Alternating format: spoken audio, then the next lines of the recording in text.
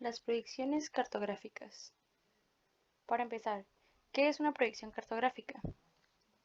Una proyección cartográfica es el plano conformado por meridianos y paralelos que es utilizado para dibujar un mapa.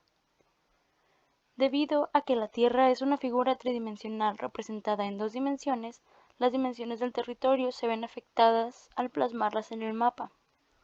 Estas variaciones cambian de acuerdo al tipo de proyección que se utilice.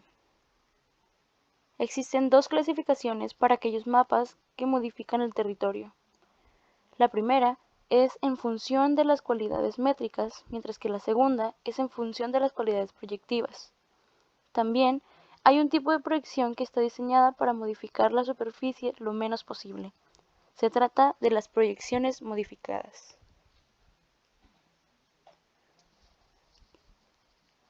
Los mapas se pueden clasificar por qué tan afectados se ven los ángulos, superficies y distancias de la esfera al plano. Dependiendo de su función, conservan diferentes propiedades geométricas. Primero están las proyecciones conformes. Este mapa mantiene los ángulos que se presentan en la esfera terrestre. Se utiliza en cartas de navegación. También existen las proyecciones equivalentes. En este tipo de mapas se conservan las superficies del terreno, a pesar de que la figura no luce igual exactamente. Se utilizan en mapas temáticos o parcelarios. Siguen las proyecciones equidistantes. Estos mapas mantienen la distancia entre dos puntos. Se pueden utilizar para medir distancias entre lugares lejanos, pero no siempre son exactos. Y por último, están las proyecciones afilácticas. Estos últimos mapas no conservan ninguna de las propiedades de las anteriores, como el ángulo, distancia o superficie. Sin embargo, estos mapas tienen deformaciones mínimas. Ahora, los mapas en función de las cualidades proyectivas. Otra forma de clasificar los mapas es de acuerdo a su proyección en un plano. Se dividen en dos clasificaciones: perspectivas o planas y desarrollos. Las perspectivas o planas se proyectan en un punto de referencia llamado centro de proyección. El centro de la proyección conserva sus propiedades geométricas. Mientras más lejos esté la ubicación de un punto, más distorsionado estará. El vértice de proyección se puede encontrar en el exterior, superficie o interior de la esfera. El punto de tangencia está en la superficie siempre. Se divide en dos clasificaciones, según la posición del vértice respecto a la esfera y según la posición del plano tangente a la esfera. Las proyecciones se pueden clasificar según la posición del vértice, es decir, el punto considerado como vértice de proyección puede encontrarse en el interior, sobre la superficie o en el exterior de la esfera. En esta clasificación hay cuatro tipos de proyecciones: las proyecciones gnomónicas, las proyecciones estereográficas, las proyecciones ortográficas y las proyecciones escenográficas. En las proyecciones gnomónicas, el vértice coincide con el centro de la figura esférica que representa la Tierra. Por lo tanto, no es posible proyectar todo un hemisferio.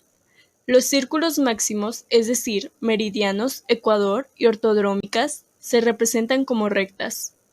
Cuando se aleja del centro de proyección hay grandes deformaciones. Generalmente, esta proyección se utiliza en cartas de navegación aérea y marítima y para representar las zonas polares. Por otro lado, las proyecciones estereográficas, su vértice de proyección está situado sobre la superficie de esfera. Su punto diametralmente opuesto es el punto de tangencia del plano de proyección. La deformación aumenta de forma simétrica hacia el exterior a partir del punto central. Los meridianos y paralelos se representan como circunferencias. Esta proyección representa en su totalidad un hemisferio, por lo que se utiliza en la representación de las zonas polares, los mapamundis, los mapas de estrellas y geofísicos. Continuando con las proyecciones ortográficas, el vértice de proyección se encuentra a una distancia infinita de la esfera terrestre. La escala se conserva solo en el centro, y cuando se aleja de este, la deformación aumenta rápidamente. Como esta proyección es muy antigua, solo es utilizada para la realización de cartas astronómicas y para representar la apariencia de la Tierra desde el espacio. Por último, en las proyecciones escenográficas, el vértice de proyección es un punto cualquiera del espacio exterior a la esfera, pero a una distancia finita de su centro. Desde tiempos históricos, las proyecciones escenográficas se han destinado a la realización de mapas celestes. Otra clasificación es según la posición del plano tangente a la esfera, es decir, el punto de tangencia puede ser cualquier punto de la superficie de la esfera. En esta clasificación hay 4 tipos de proyecciones: las proyecciones polares o ecuatoriales, las proyecciones meridianas o transversas y las proyecciones oblicuas u horizontales. Las proyecciones polares son también llamadas ecuatoriales porque su plano es paralelo al del ecuador y por consiguiente es perpendicular al eje de la Tierra. Los meridianos se representan por rectas concurrentes al centro de proyección que se localizan en cualquiera de los polos, y así conservando el valor de sus ángulos. Por lo tanto, la escala de representación varía con la latitud. En las proyecciones meridianas o transversas son llamadas así porque su punto de tangencia es el punto de corte de cualquier meridiano con el ecuador. Los paralelos y los meridianos se representan mediante curvas trascendentes, y en el caso de las proyecciones oblicuas u horizontales son paralelas al horizonte de un lugar. El punto de tangencia se sitúa en cualquier punto mientras no sea el ecuador ni ningún polo.